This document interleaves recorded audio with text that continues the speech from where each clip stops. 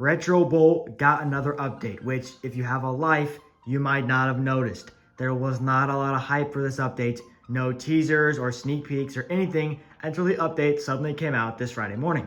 So today, I'm going to do a quick overview of the updates, how this aligns with my predictions, and what I think this means for Retrobowl.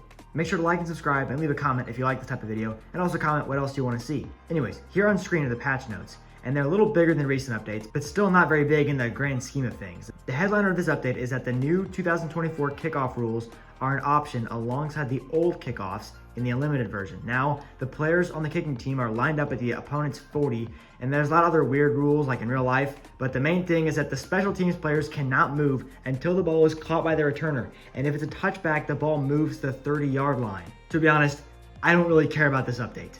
I'm sure this update is important to some people, and to be fair, it was a necessary update that I can't bash him for, but I still don't care. Plus, in my testing, the kicker still aims for the back of the end zone and touchbacks, and I don't know if that's accurate to real life, but I don't think it is. So what else besides that? Not much. The other huge thing is beta support for new languages, which is a good update, but I don't know how necessary it is. Football is a very American and English thing. I don't know the market for Retrobowl though. Maybe the French are clamoring for it. I don't know. It's really not helpful to me. Maybe there's Retrobowl players in Jamaica. Maybe there's Retrobowl players in India. Maybe there's Retrobowl players in Antarctica in the labs. I don't know, but it doesn't seem super useful, at least not to me right now.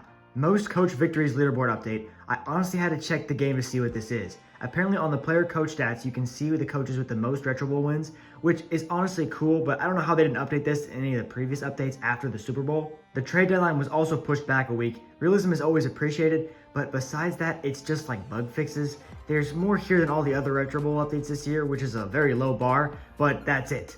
NFL Retrobowl 25 is coming out in less than 2 weeks, so I'm honestly surprised Retrobowl got an update at all, probably just in preparation for NFL Retrobowl 25, but it's once again very small, much like the other updates. I appreciate the more frequent updates. This is the second in a month, but I just feel disappointed, to be honest. I've had the time to reflect on my predictions and roadmap for Retrobowl in 2024 and 2025, and I really disagree with it now. I was incredibly hopeful, definitely caused by the pure bliss a Retrobowl and NFL partnership brought me, but looking back, I regret a lot of those predictions. I just look back and think, what the hell was I thinking? Like, we haven't had an update to Retrobowl or Retrobowl College with more than one major gameplay edition in well over a year. We haven't had an RBC update with major gameplay edition, period. And I'm talking about sim game, sim interruption, exhibition mode. I think we'd be lucky just to get one of those at this point. This also gets me back to NFL Retrobowl 25. I must have been on crack when I made my videos about that game, because I was really hopeful, and I forgot the most important thing, which is New Star Games' track record with updates, and even just Retrobowl College in general. I now don't think we'll get league-wide rosters, or stat leaderboards, or player-for-player trades.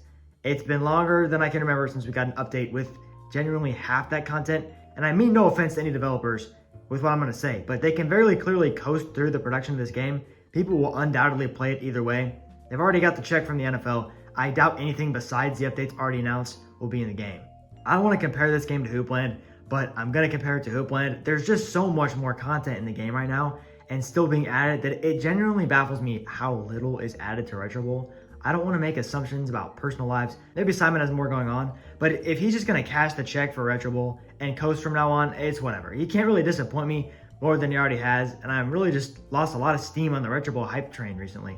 This isn't meant to be a hating post or a persuasive essay convincing you to hate. I just think it's important that I say this about the update after what I said in the past, because like I said, all this stuff in the past, I don't think it's going to be added, and like that's okay. The developer, at the end of the day, wants to keep this game simple, and I can respect that. It's his vision, it's his game, he can do what he wants. If I was in charge, obviously things would be a little different, and that's kind of what I'm saying in this. This is no hate towards New Star Games, towards Simon. It's just, if I was in charge, things would be differently, and it's the same for a lot of people. And you have to be able to realize that and acknowledge that, and that's okay at the end of the day. Hopefully more is added, but that's all we can do, hope. So thank you guys so much for watching, and I'll see you all in the next one.